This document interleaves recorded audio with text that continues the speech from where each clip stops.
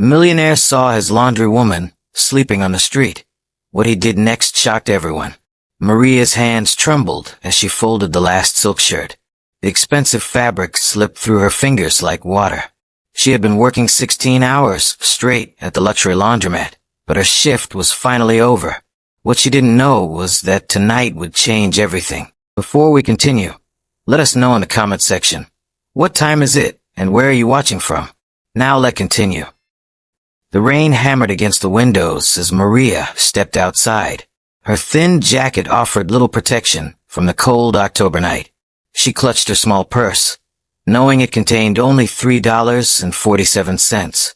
Not enough for the bus home. Not enough for food. Not enough for anything. Maria had been sleeping on park benches for 2 weeks now. The eviction notice had come so suddenly. Her landlord showed no mercy when she fell behind on rent after her second job at the restaurant was cut. Now, at 62 years old, she found herself homeless for the first time in her life. She walked slowly toward Central Park, her arthritic knees screaming with each step. The cardboard she had hidden behind the fountain was still there, soggy but usable.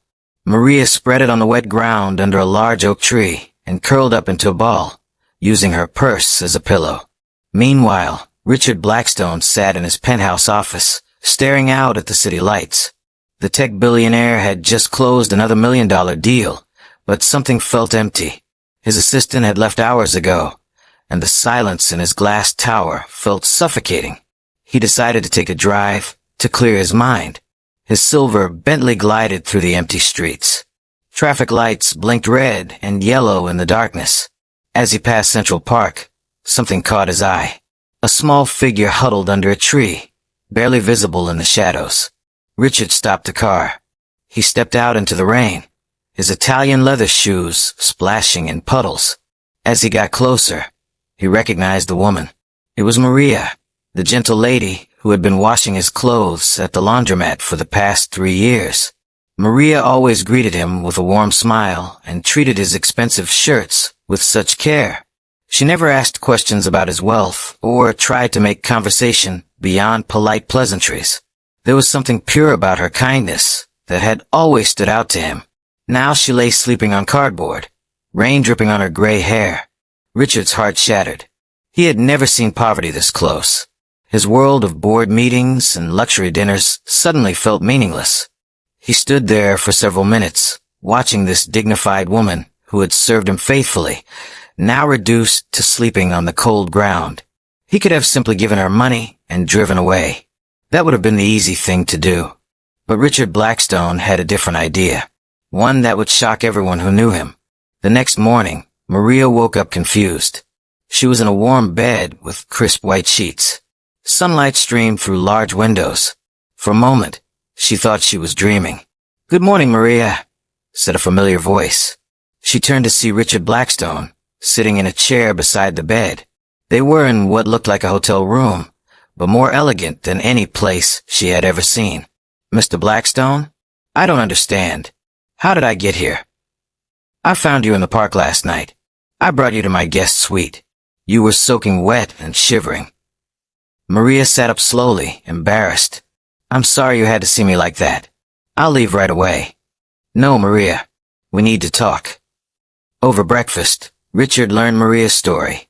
She had been a nurse for 30 years before her back gave out. Her husband had died 5 years earlier, leaving her with medical bills she couldn't pay. Her children lived across the country and didn't know about her situation. She was too proud to ask for help. What Richard did next would become legendary in their city. He didn't just offer her money. He didn't just find her an apartment. Instead, Richard made Maria his business partner. "I've been watching you work for 3 years," he told her. "You treat every piece of clothing like it belongs to someone you love. You have an eye for quality and detail that my $1 million consultants lack. I want you to help me start a chain of premium laundry services." Maria stared at him in disbelief. "But I'm just a laundry woman." "No," Richard said firmly. "You're an expert who happens to work with laundry." Within 6 months, Maria's Premium Care had opened 5 locations across the city. Maria trained every employee personally, teaching them her methods for caring for delicate fabrics. She moved from being homeless to being a business owner with a six-figure salary. But the most shocking part came 1 year later. Richard was diagnosed with early-stage cancer. The stress of his high-powered lifestyle had finally caught up with him.